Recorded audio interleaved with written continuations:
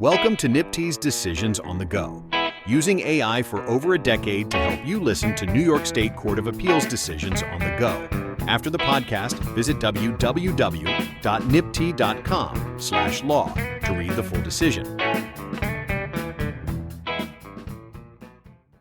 People v. Tony Coggins, decided June 23, 2026.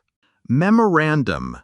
The order of the appellate division should be affirmed.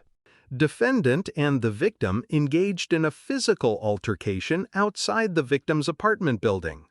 The building surveillance system captured video footage of the altercation, but that footage became unavailable when it was deleted in accordance with the 30-day retention policy of the building's security company. A copy of the surveillance footage made by a responding police officer on his department-issued cell phone was also destroyed when that phone was turned in to be upgraded. As a result, prior to trial, the people sought to introduce testimony from several individuals who had not personally observed the fight, but who had viewed the surveillance footage of the fight in the building's security office. Defendant objected, arguing, among other things, that the testimony should be precluded under the best evidence rule. Following an extensive pre-trial hearing at which the circumstances of the destruction of the videos were explained and each of the witnesses testified to what they observed on the surveillance footage, the trial court ruled that the testimony was admissible. The court concluded that no copy of the surveillance footage was available and that there was no bad faith in the destruction of the video or the cell phone copy. The court further concluded that the witnesses were able to substantially and accurately recount the contents of the video. The court acknowledged that the witnesses' testimony was inconsistent in certain respects as to their observations and recollections, but deemed the discrepancies consistent with what would be expected from any group of multiple witnesses to an event. However, to address the loss of the cell phone copy of the video due to mistakes made by law enforcement, the court gave the jury a permissive adverse inference charge.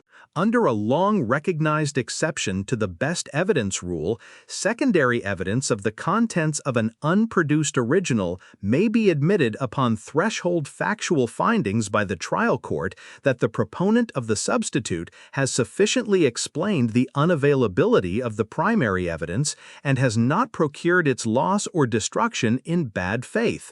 Shozer v. William Penn Life Insurance Company of New York. If the absence of the original is deemed excused, the proponent of the secondary evidence still has the heavy burden of establishing, preliminarily to the court's satisfaction, that it is a reliable and accurate portrayal of the original. Since the parties do not dispute that a video can be a writing subject to the best evidence rule, we assume without deciding that that proposition is correct for purposes of this appeal.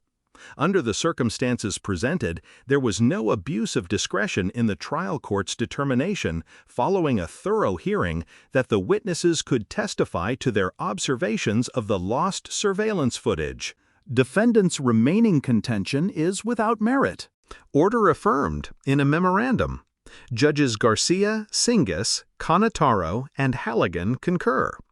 Judge Troutman dissents in an opinion, in which Chief Judge Wilson and Judge Rivera concur. Decided June 23, 2026.